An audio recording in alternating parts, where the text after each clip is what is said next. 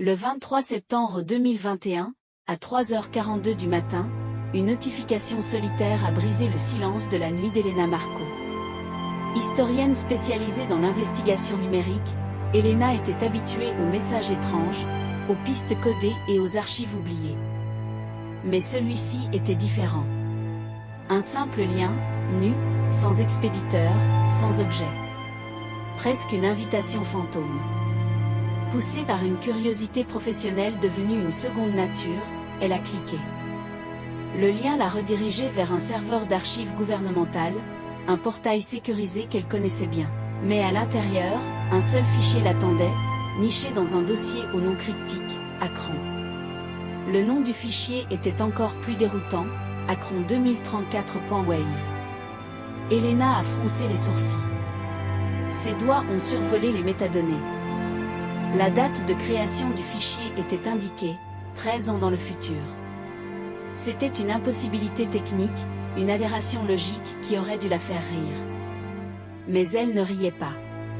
Ce n'était pas la date qui la glaçait, mais le titre du dossier associé qui s'est affiché juste après, Déclaration finale d'Elena Marco.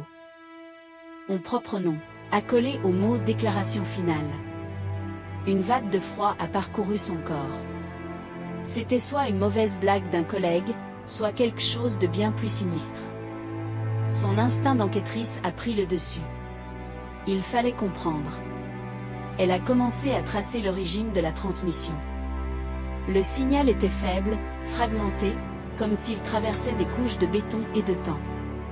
Finalement, les coordonnées se sont stabilisées, pointant vers un lieu bien réel, mais totalement inattendu, le bâtiment 14, un complexe d'archives souterraines désaffectées situé sous Athènes.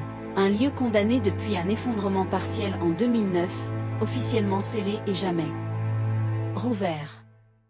Le doute a laissé place à une obsession grandissante. À 4h27, armée d'une simple lampe frontale et de son téléphone, Elena se tenait devant la porte de service rouillée du bâtiment 14. Elle est long à forcer et a commencé sa descente dans les entrailles de la ville. Les escaliers d'urgence en métal résonnaient sous ses pas. L'air était lourd, saturé d'une odeur de poussière, de papier moisi et d'humidité stagnante. Le faisceau de sa lampe découpait des formes spectrales dans l'obscurité. Suivant le plan qu'elle avait mémorisé, elle a trouvé la salle 3B, l'ancienne salle des serveurs. Et là, au milieu des racks éventrés et des câbles déchiquetés, une chose anormale. Un vieux terminal cathodique, couvert de rouille et de poussière, clignotait faiblement.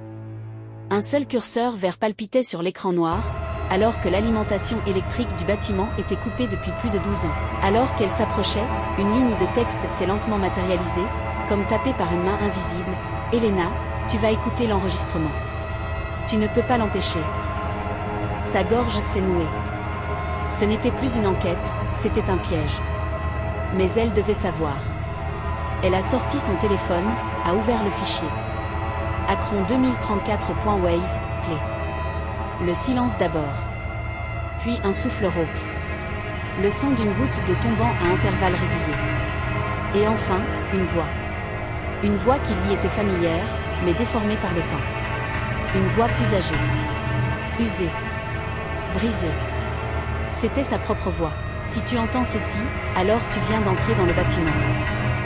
Elena a fait un pas en arrière, son cœur battant à tout rompre. La voix dans ses écouteurs continuait, décrivant la scène autour d'elle avec une précision terrifiante. Tu regardes la table métallique au centre de la pièce, tu vois la lampe cassée à ta droite, et la trace brûlée sur le mur, juste à côté. C'est toi qui l'as faite. Elle a levé les yeux, balayant la pièce avec le faisceau de sa lampe. Tout était là. La table en métal. La lampe de bureau brisée sur le sol. La marque noire calcinée sur le mur de béton. C'était impossible. Comment cette voix du futur pouvait-elle connaître chaque détail de son présent? La voix reprit, chargée d'un désespoir infini. J'ai tout essayé pour changer les choses. J'ai pensé qu'en t'envoyant cet enregistrement, tu pourrais fuir. Que tu ferais un autre choix. Mais j'ai eu tort. On ne fuit pas ce qu'on finit par devenir.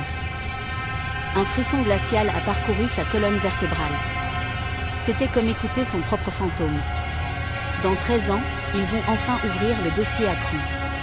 Et ils comprendront ce que j'ai compris trop tard. Que le temps n'est pas une ligne droite. C'est une boucle dont tu es le point central. Soudain, un bruit derrière elle. Un choc métallique. Lourd.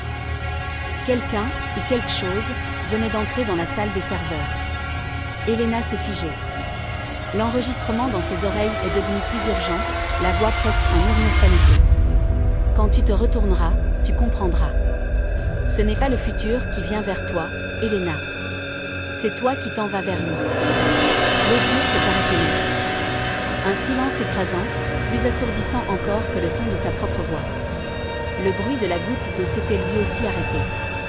Elena a retenu son souffle. Lentement, très lentement, elle a commencé à se retourner. Et la lumière de sa lampe frontale s'est éteinte. Ce fut la dernière chose connue à propos d'Elena Marco. Le fichier Acron 2034.wave est resté en ligne sur le serveur pendant exactement 13 minutes, avant de disparaître à jamais, comme s'il n'avait jamais existé. L'énigme du bâtiment 14 reste entière, un murmure dans les profondeurs numériques, un avertissement sur les boucles que nous créons sans même nous.